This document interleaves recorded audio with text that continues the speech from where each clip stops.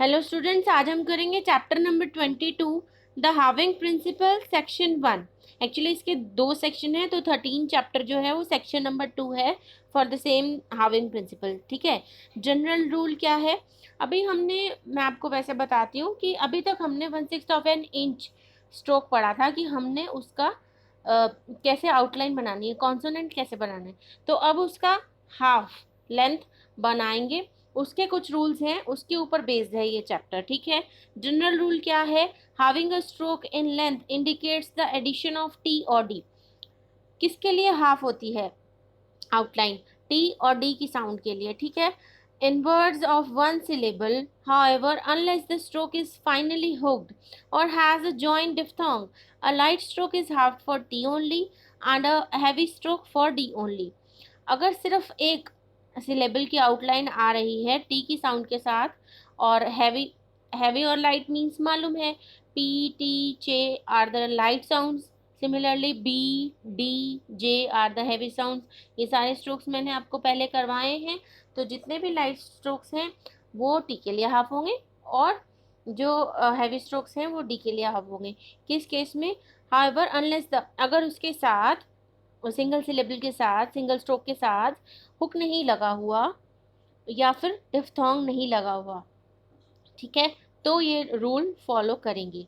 Next is having, हाँ sorry, having for, having है, having for either T और D in words of more than one syllable, a stroke में be halved for either T और D as in rabbit. अब एक से ज़्यादा stroke आता है तो हम टी और डी दोनों के लिए ही उसको हाफ कर सकते हैं। अब जैसे रैबिट में बी डार्क है लेकिन टी के लिए हाफ हुआ, रैपिड में पी लाइट है लेकिन डी के लिए हाफ हुआ।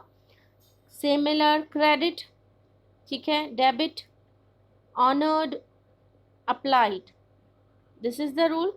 Next is a stroke having a final hook or joint diphthong may be halved for either T or D as in, मतलब फाइनल हुक लगा हुआ है या डिफ्थोंग लगा हुआ है साथ में, तो वो टी और डी दोनों के लिए हाफ हो सकता है। As in pave, paved, ten, tent और टेंड दोनों के लिए। ठीक है। मेन, मेंट और मेंड दोनों के लिए। ठीक है। Next is few, feud, prow, proud. यहाँ डिफ्थोंग आ गए दोनों में, फ्यू में भी और प्राउ में भी, तो ये हाफ होता है। और जैसे डिफ्थोंग की प्लेसिंग रहती है कॉन्सोनेंट के साथ, वैसे हम उसकी हाफ फॉर्म में भी यूज करते हैं। हैविंग फॉर टी ओनली और for D only in words of one syllable, light strokes without a final hook और अ जॉइंट डिफ्थोंग, जो सबसे पहले हमने रूल पढ़ा था, R half for T only. अगर उसके लाइट एक सिंगल सिलेबल है एज इन प्ले, तो क्या कॉन्सोनेंट सिर्फ क्या है, पी है। ठीक है। उसके साथ क्या अटैच हुआ है यहाँ पे, एल का हुक, तो ये सिर्फ टी के लिए हाफ होगा क्योंकि पी जो है वो भी लाइट है और टी जो है वो भी लाइट है। Light stroke for light T. अगर इसके साथ क्या बोलते हैं, हुक अटैच है, तो as in plate, understood. But in played D आ गया तो ये हाफ नहीं होगा। This is the rule. Okay. Next is thaw, thought, T के लिए हाफ हो गया। इथ, इथ यूज हुआ है यहाँ पे, तो वो क्या है, लाइट स्ट्रोक है। बट इन थॉड डी आ गया तो ये लाइट नहीं हुआ। नेक्स्ट है in words of one syllable, heavy strokes without a final hook और a joint diphthong are halved for D only. पहले वाला क्या था, T only for light strokes, ये क्या है, D only for heavy strokes. As in bre, half हो सकता है in bread, but not halving principle is use in bright. ठीक है, अंडरस्टूड है। ग्रे, हाफ हो गया ग्रेड में, but not in greet. Clear है। Vocalising half length forms, vowel signs to half length forms are read next to the primary strokes। Primary strokes में जो हम यूज करते हैं तो उसमें हम उसको हाफ कर सकते हैं, एज इन फाइव, ठीक है, फाइट हाफ हो गया, off oft, seek sect, seeker secret, ठीक है। Next is circle S following half length forms. अब हाफ लेंथ में हमें सर्कल कैसे बनाना है, circle S at the end of a half length form is read after the T और D indicated by the halving. जब हम उसको बोलेंगे तो हाविंग लगाने के बाद हम एस सर्कल की साउंड लेंगे, एज इन कोट। और कोट्स में तो पहले कोट के लिए सी टी के लिए सी को हाफ किया, फिर एस सर्कल लगाया, यही ना। तो जैसे लिखेंगे वैसे बोलेंगे, एज इन माउंट, ठीक है, हाफ हो गया माउंट्स। अब उसी एन के अंदर सर्कल लगेगा एस का, ठीक है, as in rent.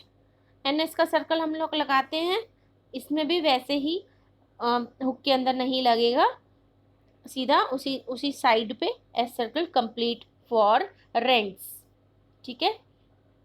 Rift, are half हुआ है अपवर्ड विद एफ हुक, ठीक है, और इसमें हम एस सर्कल लगाएंगे विद इन द लूप, ठीक है, नहीं तो वो एस पढ़ा जाता है जैसे हमने पहले पढ़ा ही है। Next rule is half length H.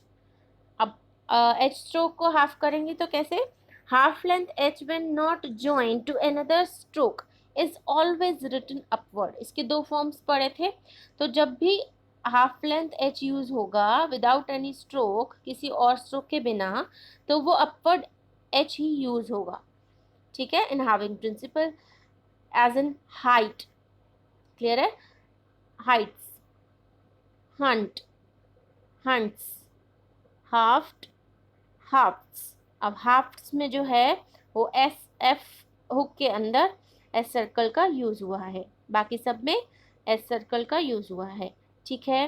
Next है हाविंग प्रिंसिपल नॉट एम्प्लॉयड। अब बात आती है कि हाविंग प्रिंसिपल कहाँ यूज नहीं होगा।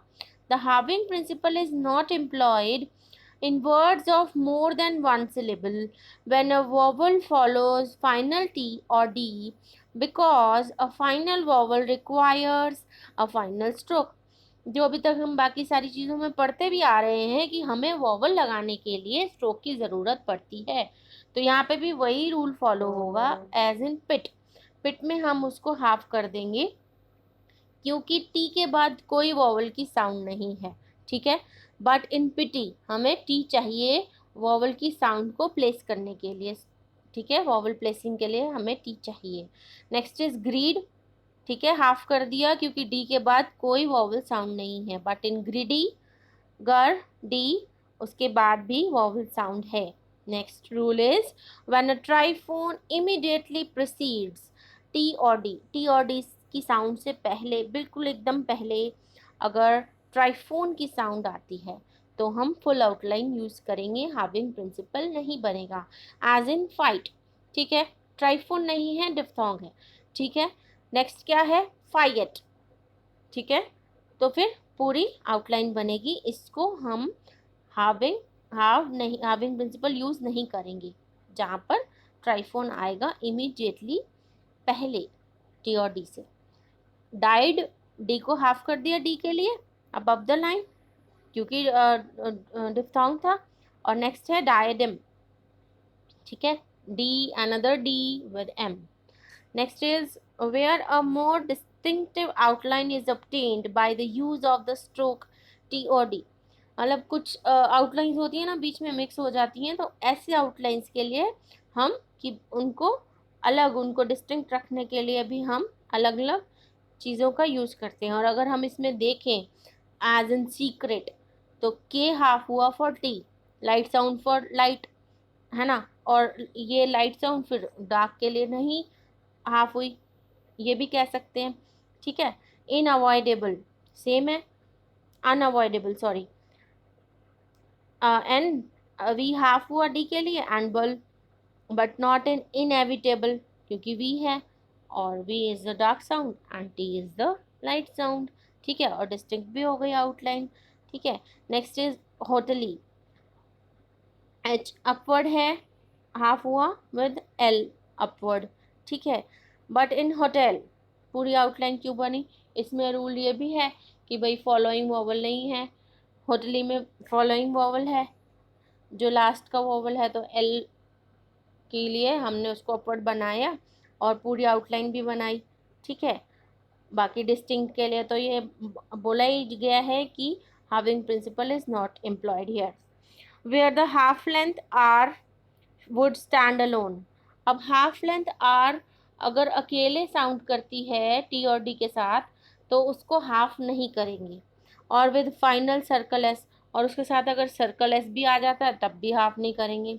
Therefore in such words as in right, rights, the stroke T must be written, T का स्ट्रोक लिखा जाएगा। Halving principle is not employed here. The reason for this is to prevent clashing between R T. अगर हम half करते हैं तो वो किसके साथ क्लैश हो जाता है? द साइन फॉर एंड और शुड, जो हमारे ग्रामर हैं, जो हमारी शॉर्ट फॉर्म्स हैं, उनके साथ वो क्लैश कर जाएगा। And between R T S and the sign for and is, पढ़ा हमने ये पीछे, ठीक है। तो उसकी आउटलाइन के साथ ये क्लैश नहीं कर जाए, तो दिस इज द रूल कि halving principle is not used for upward R when it is stand alone. Okay, such words as rents, rifts are safely written with a half length form. उसमें कोई दिक्कत नहीं है क्योंकि वो N S circle भी हम पढ़ते हैं और एफ एफ का जो हुक है उसके साथ भी कोई आउटलाइन, कोई ग्रामर लॉक इसके साथ क्लैश नहीं हो रहा, ठीक है। नेक्स्ट है position of half length forms. अब इसकी पोजीशन कैसे मेंटेन करेंगे हाफ लेंथ फॉर्म्स की?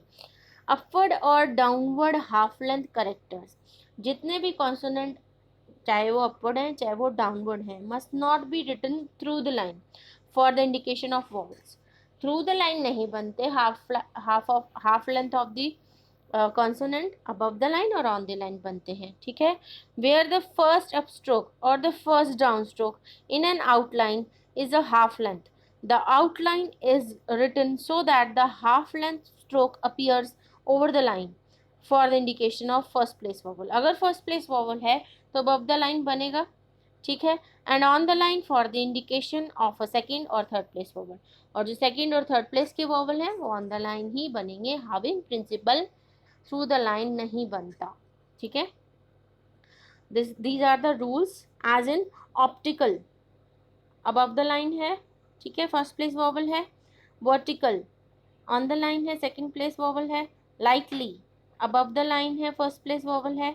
लेटली, सेकेंड प्लेस वोवल है। विटनेस, थर्ड प्लेस वोवल है लेकिन ऑन द लाइन बनेगा। Military, military is also the third place vowel, on the line बनेगा। Netted, netted on the line, second place vowel. Artificial, first place vowel art, ठीक है। Next is tent, third place vowel है, on the line बनेगा, ठीक है। The exercise number 83, 84, 85 and for 86, इसके लिए मैं आप नेक्स्ट वीडियो में डाल दूंगी चारों एक्सरसाइजेस की वीडियो। ग्रामर लॉक्स करते हैं के हाफ लेंथ ऑफ के above the line for quite, same outline on the line for could, कर above half above the line for accord और according, क्लियर है। Same outline on the line for cared, gar above the line for guard, gar half above the line for guard, same outline on the line for great. Kal, halved above the line for called, same outline on the line for equaled or cold. Gull, on the line, halved on the line for gold. Ith, above, halved above the line for that. id, D की outline है on the line for without, halved है। And ish, halved on the line for wished, okay. तो these are the exercises जो आपको next video में दे दी जाएंगी। This is the summary of the chapter कि इस चैप्टर में अभी तक हमने क्या पढ़ा। Halving a stroke indicates the addition of T और डी, ठीक है, unless it is finally hooked or has an attached diphthong. A light stroke in words of one syllable is halved for T only and a heavy stroke for D only. Vowel signs to halved forms are read next to the primary stroke. Half-length H, when not joined to another stroke, is always written upward. Half-length upward R must not be written alone or with a final circle S only added. Clear? The halving principle is not applied when a word ends with a vowel, when T or D is immediately preceded by a triphone, and in a few other cases where the fuller form is necessary to secure distinction of outline. Next is half-length forms should not be written through the line for vowel indication. So this is the chapter number 22 halving principle section number 1. Clear है? अगर आपको कोई भी problem हो, कोई भी query हो, कुछ भी पूछना हो तो आप कमेंट सेक्शन में कमेंट करके पूछ सकते हैं. Okay students, thank you.